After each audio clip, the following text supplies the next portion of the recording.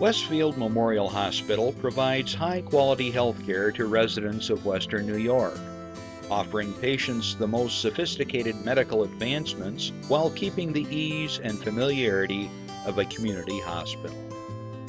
Support for Chautauqua Sunrise has been provided by WRFA 107.9 FM, Jamestown's public radio station, streaming online 24/7 at WRFALP.com. Low power to the people. Chautauqua Sunrise is made possible by a grant from Fredonia Place, a continuing care retirement community providing dignity in a modern luxury environment. Meter's Restaurant, a family tradition for over 50 years in downtown Ripley, is a proud supporter of Chautauqua Sunrise. Meter's provides all-day dining, banquet services, and custom catering, specializing in pie. Funding for Chautauqua Sunrise is provided in part by the Chautauqua County Industrial Development Agency, with offices in Jamestown and Dunkirk, helping businesses to prosper throughout Chautauqua County. From supporting people with disabilities to enjoy great lives, to providing health care services that are available to anyone, the Resource Center has been improving our county for more than 60 years. Learn more about how the Resource Center makes a positive difference in people's lives.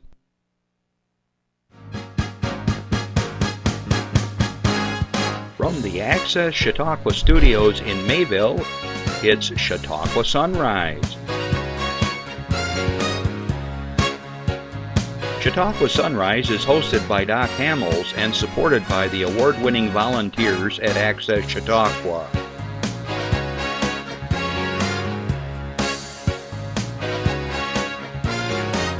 We are here to share local news, colorful interviews, and events of interest to everyone.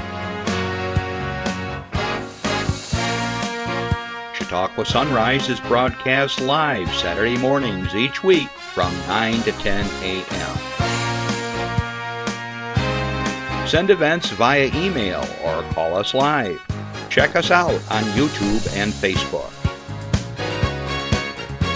And now, from the Access Chautauqua Studios, it's Chautauqua Sunrise. Hey everybody, I'm Doc Hamels, and I want to wish you a happy Saturday morning or afternoon or wherever you are in the world. I hope you're doing well. We have a great show in store for you today. We're going to be talking baseball. So stick around. I hope you're going to enjoy the show. We're going to learn a lot about what's going on in our county and especially the Jamestown Tarp Skunks. As you can see, I have my hat here. There's a little fella there. And we're going to find out all about what's going on this season. We got a new face or two here that you're going to meet, so stick around. Okay, I said good afternoon because many of you are listening to us on WRFA 107.9, low power to the people in Jamestown, Tuesdays at 1 o'clock. Thanks for checking in. It's so good to have you here, and I know you can't see a lot of you can't see anything what we're talking about, but we're going to do our best to describe it for you. Also, wherever you are in the world, because we are streaming live, you could be watching us in the Netherlands. Cor Hamels, my cousin, watches it all the time, or my friends over in Belgium, or wherever you are, down in Thailand or the Philippines, Turkey. We got people everywhere across the United States. So please leave a note on our Facebook page, and we'd love to hear from you, and we'll get back to you on that. For those of you that are local that are watching us live right now, if you want to give us a call throughout the show, I have a question for myself, an announcement, or you want to talk to any of my guests today, give us a call at 716-753-5225, right down there throughout the week. If you can't catch us and you have an announcement, remember, we're happy to share it with the rest of the world. ChautauquaSunrise@gmail.com. You can mail it to me or to that email site, and we're going to get your announcements on the air for you. It's free of charge. Remember, we are public access, and that's what we do. We're here to serve you and talk about all the cool things here in Chautauqua County. Okay, I have a few things to share with you. Are you all enjoying the 40-degree swing? Holy mackerel, it was like 92 and it was 52 this morning. The dog didn't want to get up. He was down in the covers, and I was like right next to him under the covers. Holy mackerel. I actually was closing windows last night. The winds were really strong. I want to do a shout out for a couple places that I had the pleasure to play this past week. We were with the Roger Torrey Peterson Institute, treated us greatly. It was a great venue to play. Hot though, 90 some degrees, and we were getting a little pale. But it was really nice, and if you haven't been out there, check them out. Great location. They got a lot to show you and lots of things to look at in the works of Roger Torrey Peterson himself and so on. So really, really nice, and want to do a shout out to them because every Wednesday at 5:30 to 7:30 they have live music. And I think we were only like the fourth band to play there. And my good friends Osborne Nash, who just opened last night for Tim McGraw. How cool is that? Part of the band is from Chautauqua County. Anyways, they're going to be out there next week as well. Also, I want to do a shout out to the Big Inlet. We had a great night last night. Thank you for dropping the temperature 20 degrees, and it was breezy, and we had a lot of fun out there as well. So there's lots of music in the area, talent everywhere. I don't think you can go to any town or village right now and there isn't live music. Or you can go regionally. It doesn't really matter. There's just music everywhere and other kinds of things. Farmers markets, there's kayaking, fishing tournaments, arts festivals coming up in Westfield and other places. So it's a great place to live here in Chautauqua County, so I hope you all get out there and enjoy it. Okay, here's a special announcement. For next week, we will not be live, so don't call. Nobody here to answer it. I have no cameraman, I have no engineer, I have no backup crew, and it turned out even my guest canceled for that day, so I said, no show. We're going to do a rerun, so we're all going to take the day off. We all are probably deserving of it. Someone says, how do you do over 400 Saturdays?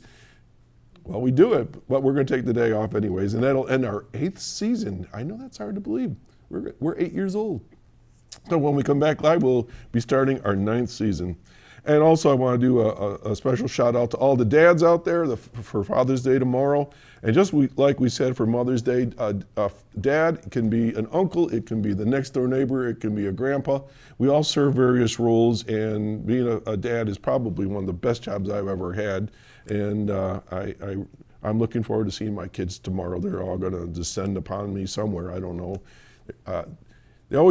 Mother's Day, for some reason, is always go to breakfast, and then it's like a set thing. Father's Day, you just never know what it's going to be. I heard a cookout. I heard we'll go out for breakfast. I heard we're going to have a picnic. So anyways, we'll see. And so anyways, I hope you all have a nice day tomorrow and at least get pampered a little bit. Okay, we have some announcements here to share with you, and we're going to get right to it. Now, as always, I apologize if I mispronounce any of the names in the following announcements because some of them, well, they have too many vowels in them. Okay, at the Reg Linnaeus Center for the Arts, from the award-winning creator Julian Fellows comes the motion picture event Downtown Abbey, A New Era. That's going to be shown Wednesday, June 22nd at 7 p.m. That doesn't seem possible. How did we get here? That's this coming week. I mean, we're like past the halfway mark in June. Seemed like we just started. The much-anticipated cinematic return of the global phenomenon reunites the beloved cast as they go on a grand journey to the south of France to uncover the mystery of the Dowager Countess's newly inherited villa. That was weird. I just had a feedback in my ear. Downtown Abbey, A New Era, is rated PG and is 122 minutes long. Upcoming movies at the Reg include Doctor Strange in the Multi-Universe of Madness, showing Wednesday, June 29th at 7 p.m., and a free showing of the Muppet movie. Randy, there you go. Sunday, June 10th at 1 p.m. Movies at the Reg are sponsored by the Silver Tree Seniors of Jamestown. Tickets to movies at the Reg are $7 for movies typically and $6 for family films, with an additional $1 theater restoration fee added. You can go to the box office, not the post office. Box office from 12 to 5 p.m. Mondays and Fridays, and 12 to 8 p.m. on Wednesdays, or give them a call at 484-7070. Okay, now this next one is an announcement from the Northern Chautauqua Community Foundation letting you know that this is a public event, that they have their annual meeting, and the public is invited. They will be presenting the George B. Weaver Jr. Footprints Award to a special couple, Steve and Mary Reese, and it'll be a catered reception with hors d'oeuvres from Duper's. immediately following. The public is invited to attend. You just got to let them know that you're coming, and you can give them a call at 366-4892. I will be attending because I am the nominations chairman, and I will be moving a bunch of names to the board of directors and voters subcommittees. I'm sorry, good point, Jeff. That will be this June 21st at 4 p.m. at the Laguitas Center in Fredonia. I got ahead of myself on that. For those of you that are looking at me strange why I'm talking to myself, because I have an earpiece and my engineer is talking to me in my ear. Okay, let's go to slide 17, Jeff. We have Prevention Works. There's a chicken barbecue fundraiser on July 12th coming up from 11 a.m. to 2 p.m. So you can mark your calendar again, July 12th. The tickets are $14, and it is chicken barbecue, including half a chicken, 2 sides, a roll with butter. If you're interested, give them a call at 664-3608 or 366-4623. Tickets may be purchased online, and it's cash only. And you have to go to Prevention Works, their website. It must be, you can Google it. Can you read it, Jeff, from here? I can't see what the email address is to get to the, how to contact them by online. I don't see online. It's a really long, just give them a call at 664-3608 or 366-4623. We'll announce it again, and that's for Prevention Works. Okay, let's move along. This weekend is the annual Yasu Festival. Friday was yesterday, so today it's Saturday from 11 a.m. to 9 p.m. at St. Nicholas's Greek Orthodox Church at 15 Francis Street in Jamestown. Celebrate Greek culture under the big tent with live bouzouki music. I play bouzouki. I bet you don't know that. The Irish took the round back and made it flat. So bouzouki is an 8-string instrument, and it's in octaves. Just kind of a technical piece of information in case anybody wanted to know. And bouzouki music and dancing, traditional Greek foods and pastries, yum. Admission's only $3 for adults and free for children ages 12 and under. For more information today, 483-0022, 483-0022. Yes.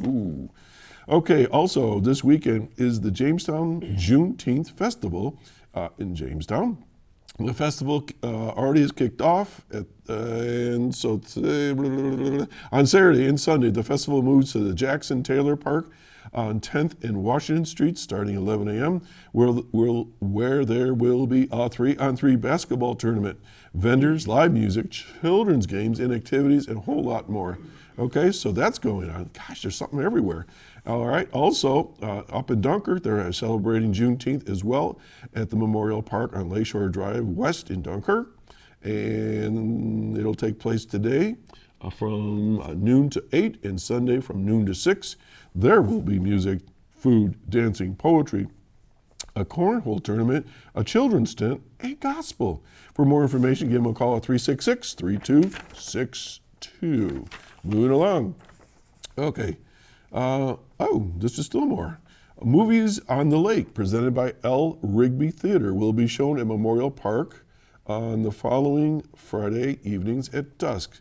Now, where is this? This is in Dunkirk. Okay, so this is sort of one of those upcoming things, not too far away. So on July 1, they're going to show In the Heights. July 8th, The Avengers. July 15th, The Mitchells versus the Machines. July 22nd, The Wolf and the Lion.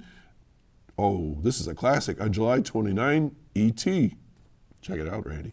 August 5, Ron's Gone Wrong. Okay? And then they're going to have a 3-day 4th of July celebration, the 2nd through the 4th, with food refreshment vendors. Kicks off with the 8th annual Marauder Trotter 5K Run Walk. That's a mouthful. On Saturday at 9 a.m. at Wright Park, a community driving scavenger hunt with cash prizes will begin at 1 at Wright Park. Music will be provided by Backlog at 5 p.m., then Alexander James Band, then the Memorial Park, and Sunday's bands will be Wooden Ship, Smokin', and then the 4th of July music lineup includes Zen City, Furious George, and The Rising, concluding with a Starfire Corporation, the largest fireworks display in Chautauqua County. And since we're talking about the 4th of July, we're going to cover it one more time.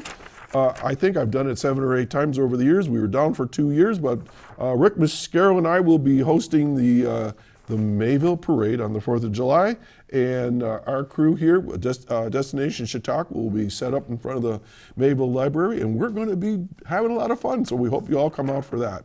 Okay, 2 more quick ones here. Let's see. The Westfield Grand Theater, Remembering the Grand. June 30th through August 6th at the Lakeshore Center for the Arts on the 2nd floor of the Presbyterian Church over in Westfield. Enjoy a special exhibit as you reflect on the Grand Theater. You'll see the original candy case, 2 original seats, Michael DeAngelis' blueprints, the large letter R from the marquee, rare cast aluminum marquee letters, historic photographs, and a whole lot more. And our own Randy Burt is involved with all that project, so are you gonna be there? Supposed to be. There's an opening reception on June 30th from 6 to 8 p.m. Exhibit hours are from Fridays 6 to 8 p.m., Saturdays 1 to 3, featuring Love Crazy, the first movie shown at the Grand Theater. It was in 1941. I was not around for that. All right, for more information, give Pat Locke a call at 386-2107.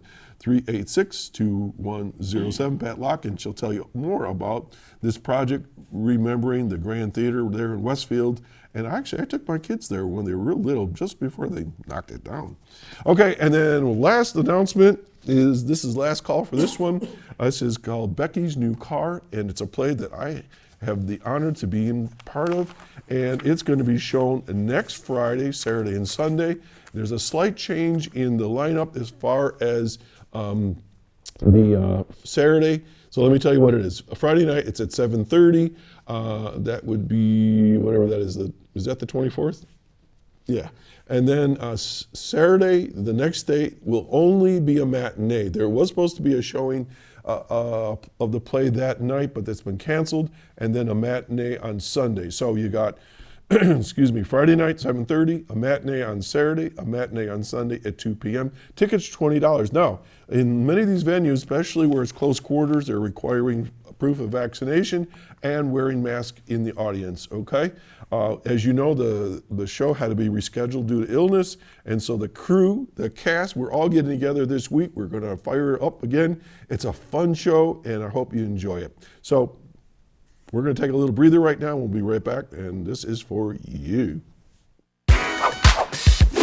At Intersections, it's not just about my moves.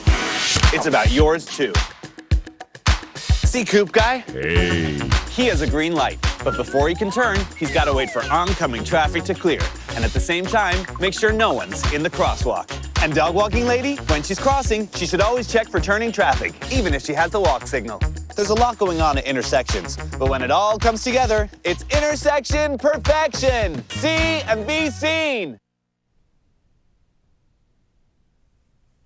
And with school just about out for the season, we got to help those little munchkins getting across the street. Their ball rolls out in the middle of the street. They go right after it, don't even think about it. So let's just all kind of think about that, summer driving especially.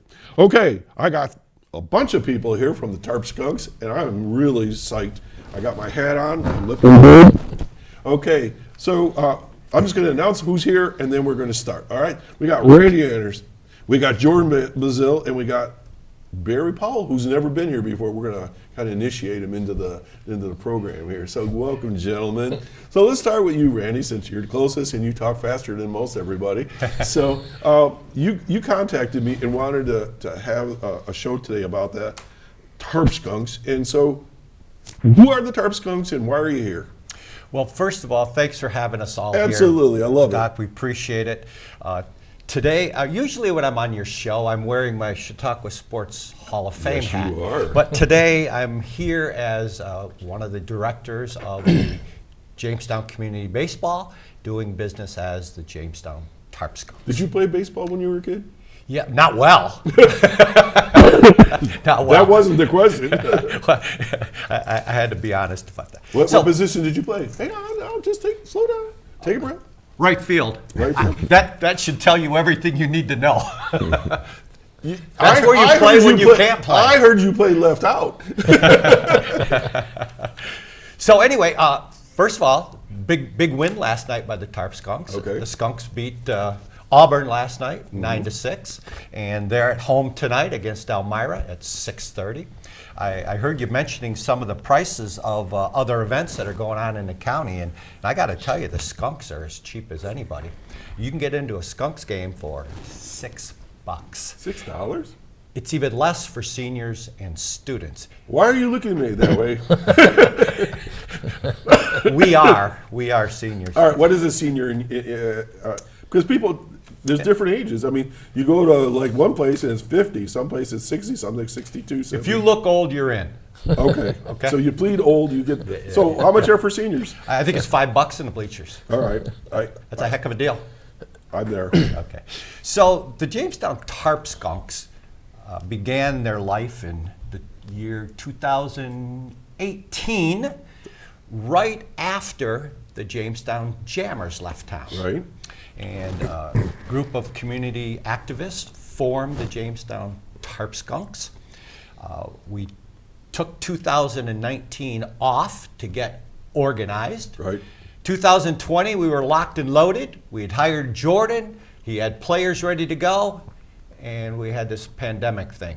I interviewed somebody from Toronto that year. That's right. He was our general What manager was at his the name time, again? Frank Fanning. That's right. He was our general He manager. was on this at the little time. screen, and he was in Toronto or Montreal or somewhere stuck because of COVID. He couldn't come over here because he was supposed to be here live. All right. I said, well, we're going to get him on no matter what. And so our crew did some magic, and he was talking to us across the water. So anyway, the pandemic kind of killed the 2020 year. Yeah. But last year, we finally got on the field. We were happy to have Jordan as our manager and Barry as our pitching coach. And those guys, along with a talented group of players, led us to a fantastic season last year. We were all there. We were there for a game. These guys were the Western Division champions last Really? year. Awesome. And now we're into 2022. We're off to a great start again. Our record is 8-4 after last night. I think we're only about a game out of first place. How many games you guys play? 48, Woo! 24 at home. Wow. These guys play 6 days a week, Doc. They only get 1 day off. Wow. So they play 48 games in 60 days. That's a lot of work. That's a lot of ball playing. That's a lot of ball playing. But really, Doc, this show isn't about me.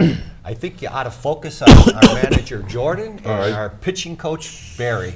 All right. So, Jordan, Basile, you were here the last time round. Yep. And we have a connection. Your aunt and I used to work together At Bosie's. Bosie's, yeah.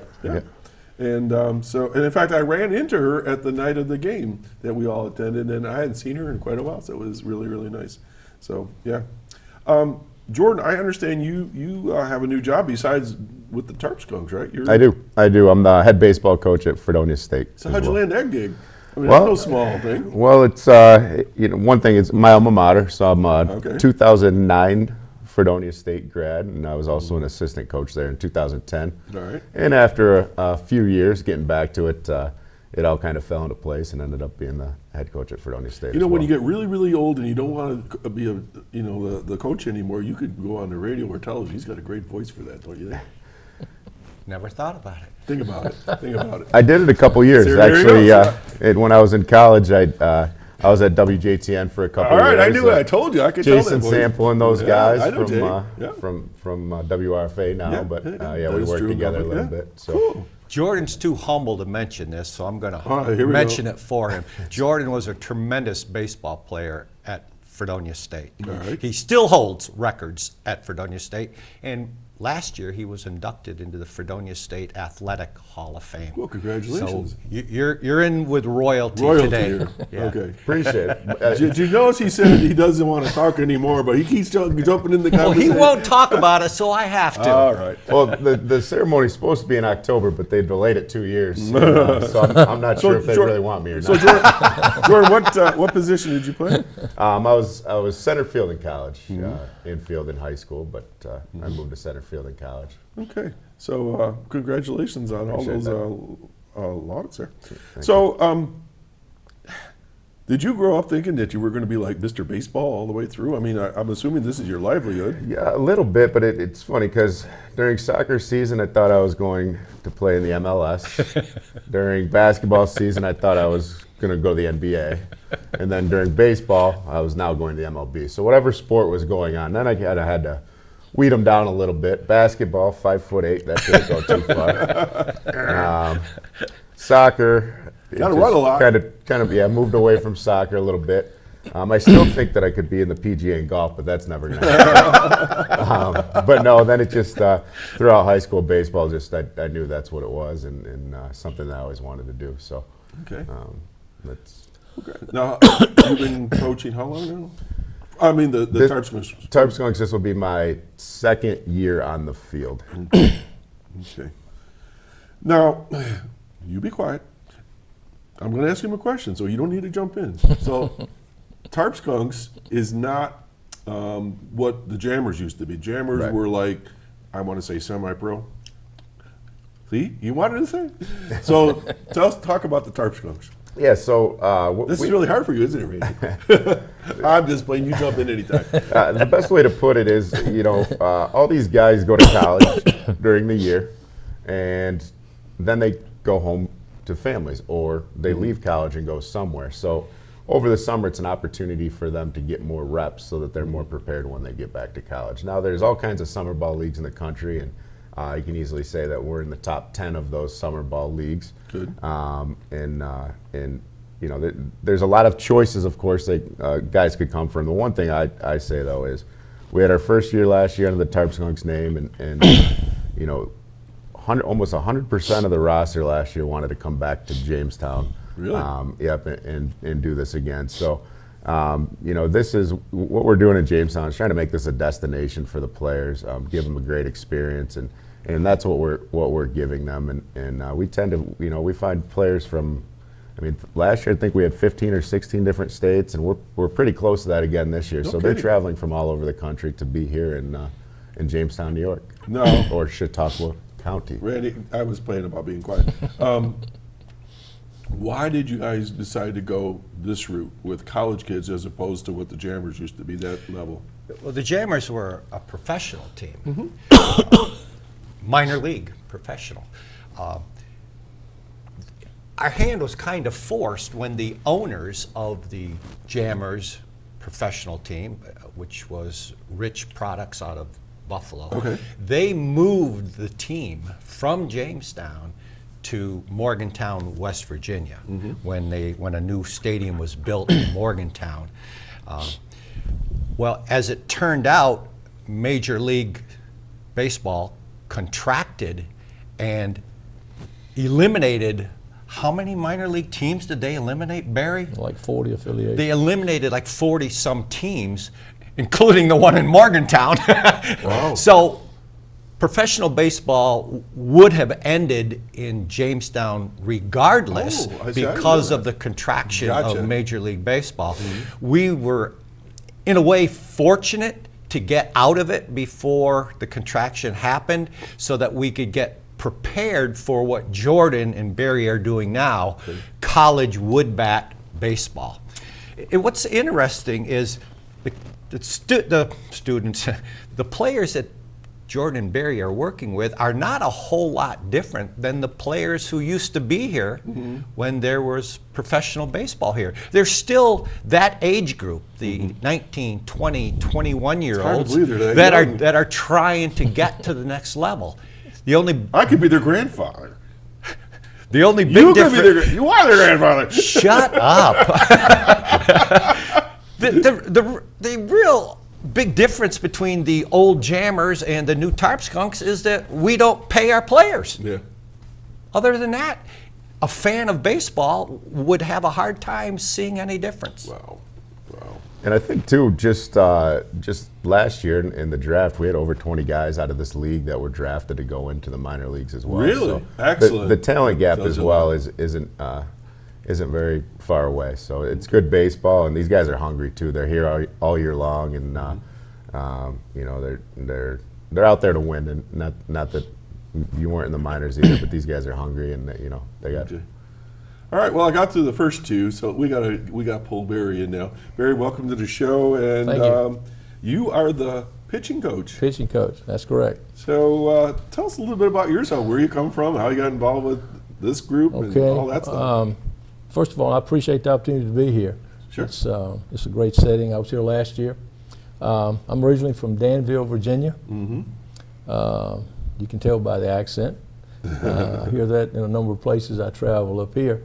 But my background has been baseball my entire life. I guess this will be my going on 47th year coaching. You don't look that old. Well, thank you. I'll give you a few bucks when I leave. I appreciate that. I had that on tape, right?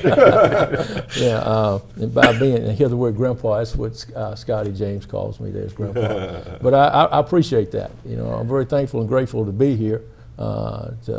Hopefully, you know, as you stay getting older, have your health and being able to get out and to, you know, swing a bat, throw a baseball, and be around these guys. But I'm from Danville, Virginia. Like I said, I grew up, I've coached high school, I've been in college ball, summer programs, pro ball, and now I'm currently a scout with the Phillies.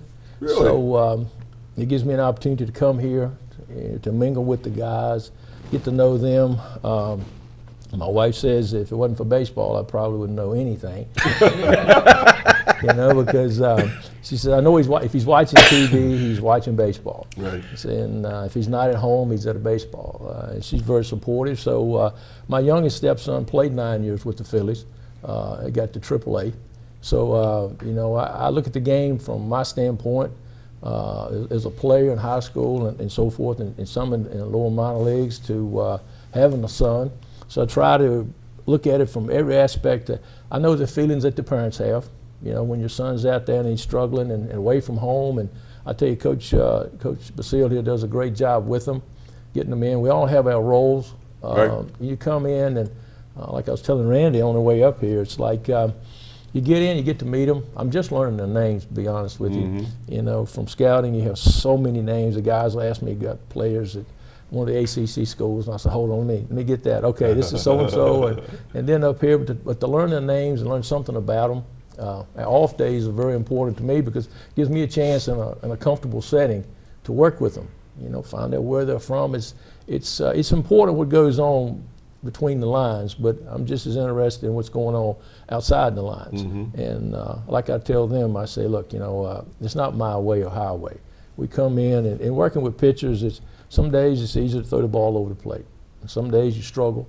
But if you win them over and say, hey, we're going to try to get something today that's going to help us tomorrow, and try to build some confidence, and let them know you care about them. You know, in my years behind me, I was a school teacher for 15 years, and I think most school teachers will tell you that your students don't really care what you know until they know how much you care, so to speak. So it's a great opportunity to be here. It's a great setting. I was telling Randy again on the way up here that it's very obvious the reason this is a baseball town. It's a great stadium, all the people, it's a great effort. I'm just excited to be here and to be a part, and very thankful for Jordan. Jordan and I met at Patrick Henry Community College. I was at another a JUCO college that folded, and I was looking, I said, I gotta have baseball. Gotta be back in baseball somewhere, you know. I'm kinda, it's running around looking for that, so he gave me an opportunity there. We've been together a few years, and then you mentioned up here. So it's funny how baseball will just, if you stay in it, the dots seem to connect. So it went from in Virginia, here I am in Jamestown. Right. I've met another awesome guy here, Dr. Carlo, George Carlo. He's just a wonderful guy, and so making friends, and so baseball it's really been a blessing for me. So what did you teach? I was health, physical education, and weightlifting. You don't have to prove it by me. That would have been my first choice. And Doc, and we weren't. Thanks for that, Randy.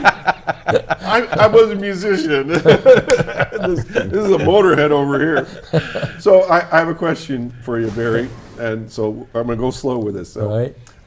That's my were speed. you involved with the Phillies when they won the World Series? No. Were before or after? No. After? I've this is my second year Okay. of scouting with them. Did you happen to know a guy's name? His first name was Cole Hamels. I knew the name. I know the name.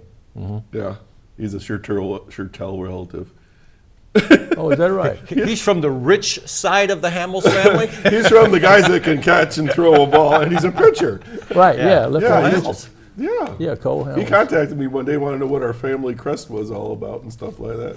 So, but he never did invite me to dinner. So, Cole, if you're out there, he's from Texas actually, but it's a long story. But I thought maybe you might know Yeah, I him. know the name. Yeah. Sure do.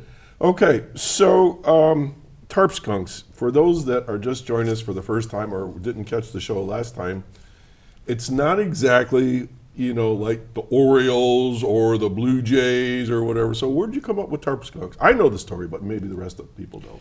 Well, it's important to have your own identity. The name Yankees has been taken. The name Orioles has been taken. like The name the- Phillies has been taken. It's like the Beatles. Yeah. So you have to establish your own identity. So that's the most important thing. Second thing, it's important to have a catchy name, because that turns into merchandise sales. You're wearing our merchandise, Doc. So having a catchy name is important. So how the name came about. And my friend Greg Peterson is sitting over there, and he can jump in and correct me, but this is the way I remember it. When we first were getting organized as Jamestown Community Baseball, we were down at the stadium looking it over, and one of the things that you have to have at the stadium is a tarp to cover the infield in case of rain.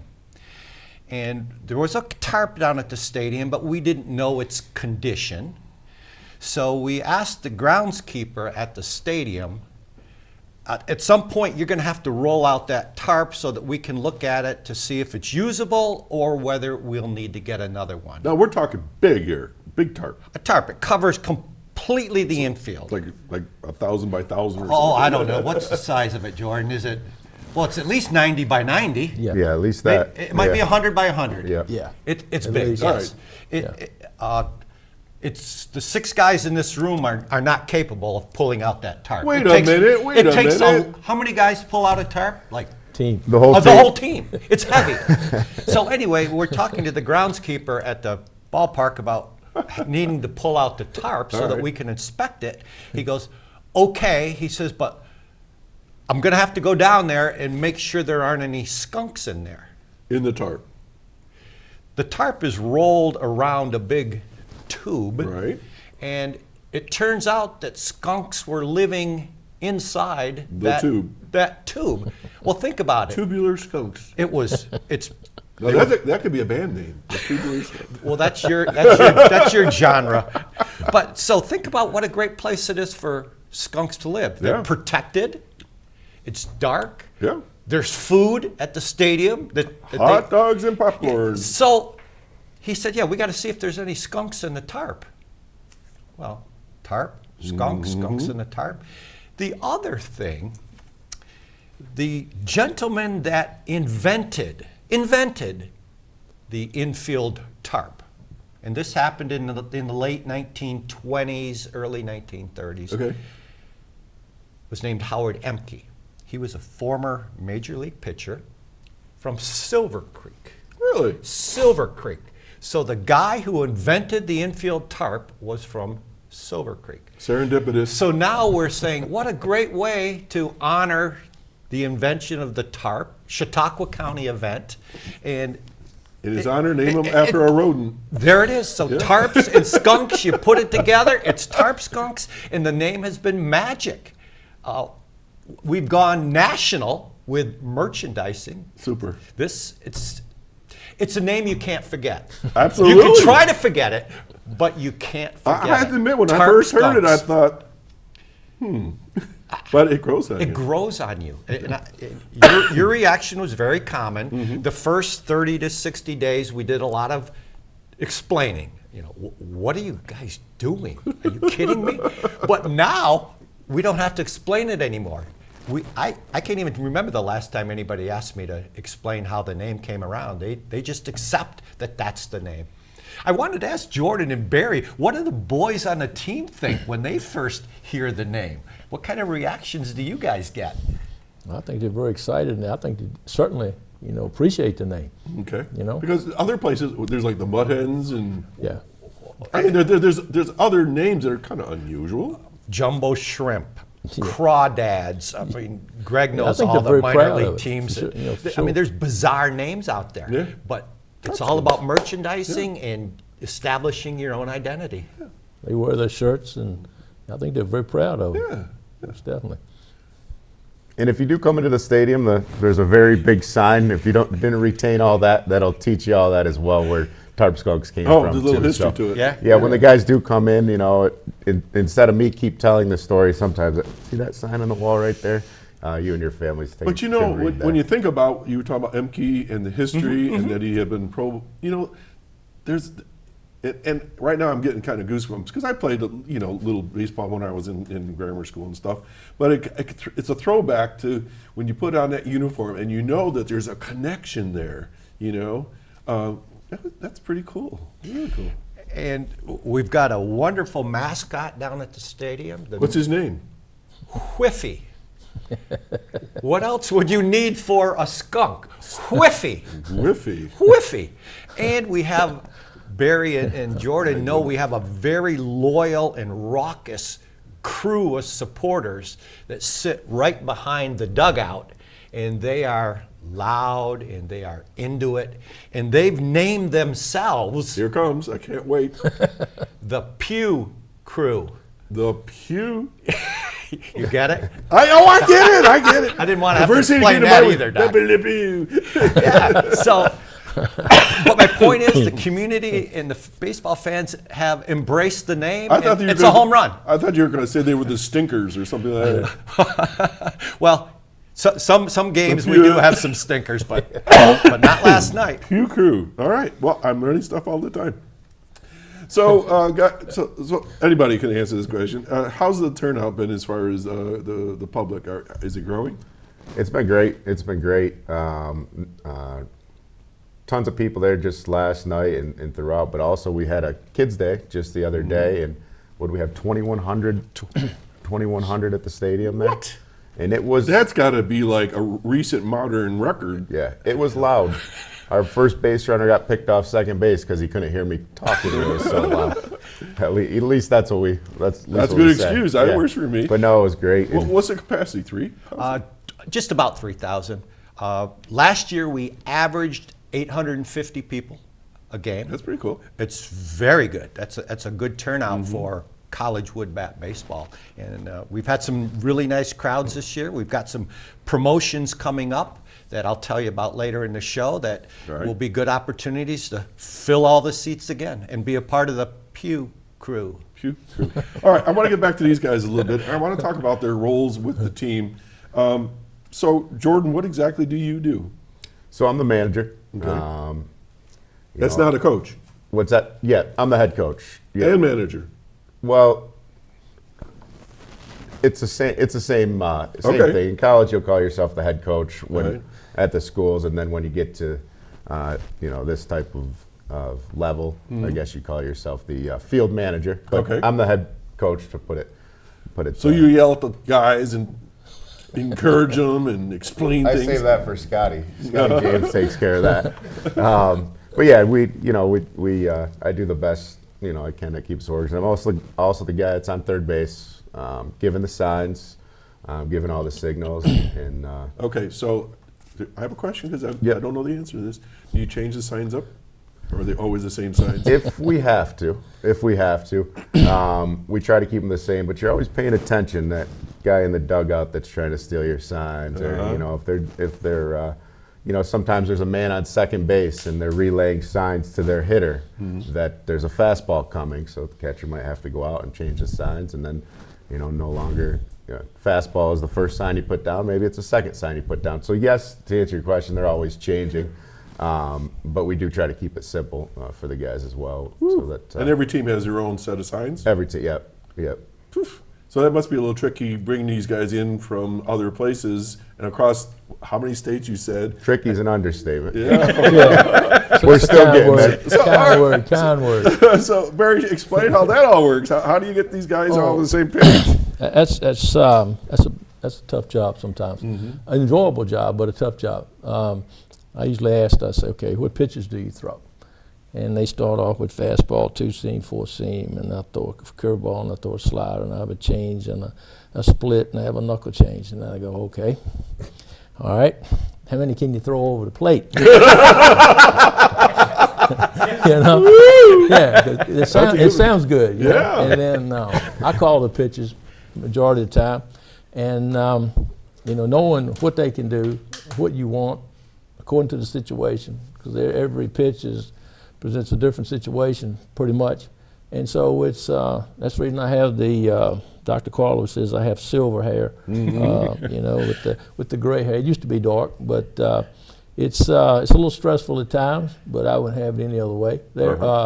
And they come off the field, and it's I think it's important to give them something, confidence, mainly to make some adjustments. Some you can make more adjustments than others.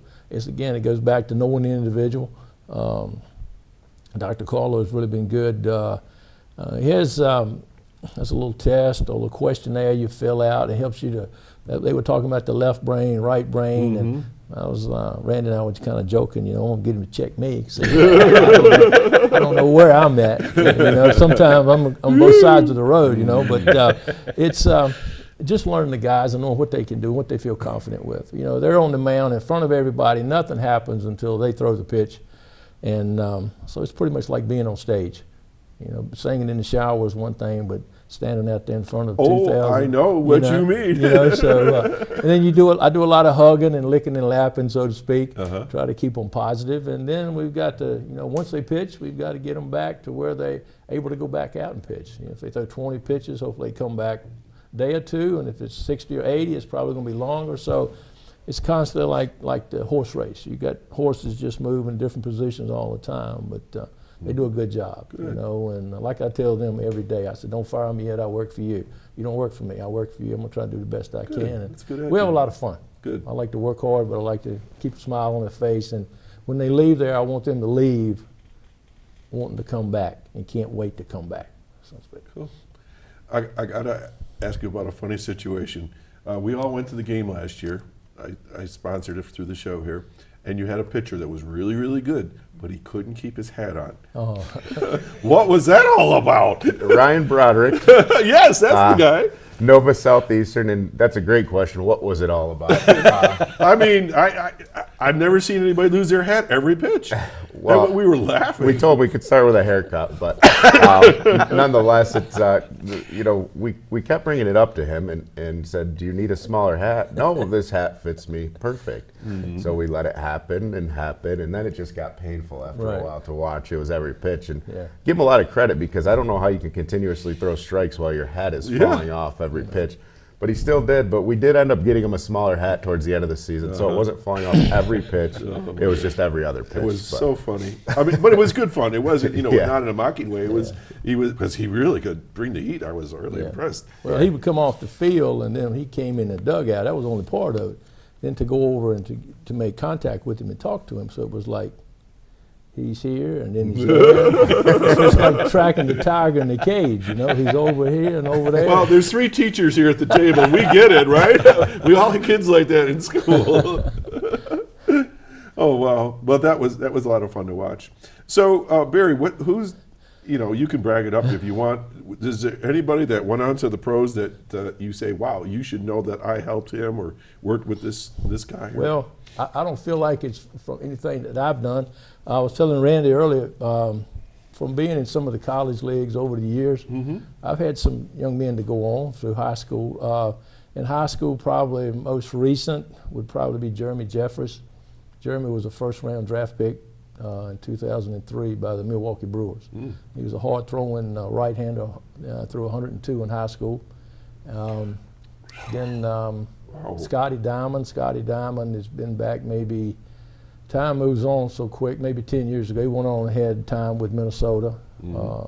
Eric Campbell, Went on, had time with the Mets, Carter Caps. So it's been a number of young men, a number of minor league players. You know, getting the opportunity to play professional baseball is very difficult. It's been said, I heard an older scout, I grew up with an older scout. He's passed away now, and I guess he instilled in me and just lit the fire. The spark was there, and he just kept fueling it. His name was Will Hill, and he played with Tim McCarver and Bill Freehand. And with the gray hair, you know, we probably remember those names. So he took me under his wing, and he gave me a lot of advice, you know, to what to look for and to be around. So that's I owe him an awful lot. But at the same time, you know, just to be able to give it to these young men and help them, it's rewarding. Like I tell them, to have a chance to play professional baseball is not many young men will get the opportunity to fail, Right. so to speak. I mean, you're very blessed to get that opportunity.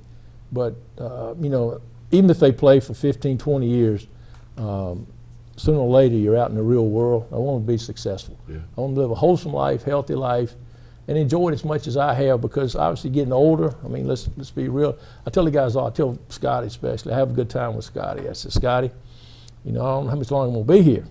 You got to be here to take care of these guys. And Scotty gives me some answers, you know, because I just love them to death. But yeah, it's just awesome to feel like maybe you help somebody a little, pass the baton along, Right, and you know, right. and just like you do with, I'm sure you've helped many individuals with music. Yep. It's I enjoy helping people. Good for you. Okay, now I have a question for Greg and for Barry and for Randy. Did your mothers throw out your baseball cards? Mine did. She swears she didn't. I can't find my Mickey Mantles and Roger Maris's to this day. My mom did so much for me. We all love our mothers. My mom was a basketball player Oh, on the first high school team where I grew up. It may not sound like, you know, a lot today, but back then, my mom was born in '29. So in the '40s, she played on the first basketball team. And I can remember my mom spending time with me in the yard, throwing, and I'm left-handed. I got that after my mom. I got right-handed after my dad, I hope. So, but anyway, it's that's where I get my right and left hand. You know, somebody says, yeah, right left-handed, I eat left-handed, but I throw right-handed, I bat right-handed. So yeah, with mom was my, you know, we all feel the same. We should, I think, feel the same about your mom. But my mom was inspiration for our sport. My dad was very encouraging. He was a support foundation there, but my mom's the one that would shoot basketball with me and throw. So yeah, I think your moms are definitely mothers today. Should really be appreciated. right. How about your baseball cards? I don't have a good story. How do you beat Barry's story? No, I don't have one, Doc. Greg? Well, let me tell you that at Cooperstown, New York, in one of the stores when you're walking down the main drag, the sign outside says, "We have the cards your mother." That's right. That's right. And so I appreciate that, and I understood it. I took a picture of it and sent it to all my children, saying, in case you're curious why you don't have a large estate coming to you, that's because of your grandmother. You know, we had, my brother and I, we, you know, when you get to a certain age, you're not interested in that stuff, so we had them all tied up, and they were in the attic, and my mom says, I did not throw them out. And then when she passed, I said, Dad, where's the baseball card? I don't know. When he passed, we tore that attic apart, and we could not find it. I think she threw them out. Well, you know, back then with years ago with your baseball cards, it was getting the bubble gum. Oh, absolutely. Yeah. You know, and then you had to have your bike needed to have some noise. So so you take the clothespin and put the card on the bike, and you. Well, we did it when I grew up in Buffalo. We would pitch cards, and if your card landed on another card, you could claim that kid's card. Okay. I lost cards that way, and I gained cards that way. Right, So yeah. I don't know if That's you ever interesting. did that. Yeah. Like pitching pennies, you know, that type of thing. Right. Okay, Randy, you got a book here. Let's talk about it. Doc, this book is Let's zoom in called, on that. There, he was ready. Look at that guy. He's done this before. it's called Our Game, Uh-huh. subtitled From Unknowns to Tarp Skunks. History of Baseball in Jamestown, New York, 155 years and counting. Unknowns was the first baseball team that Greg ever uncovered back in 18 66 maybe, Greg. There was This was the name of the that was the name of the team, team. the Unknowns. Their merchandising wasn't very good, so that's why we don't remember it anymore. But so that was the beginning of organized baseball in Chautauqua County back into the 1860s, and we've had a continuous history of baseball in our county ever since. And this book that the Chautauqua Sports Hall of Fame published tells the entire history of baseball in Jamestown, New York. So who put it together? I mean, well, we did at the Sports Hall of Fame. We had two authors that worked on it. One was a guy named David Muley, out of where was he from?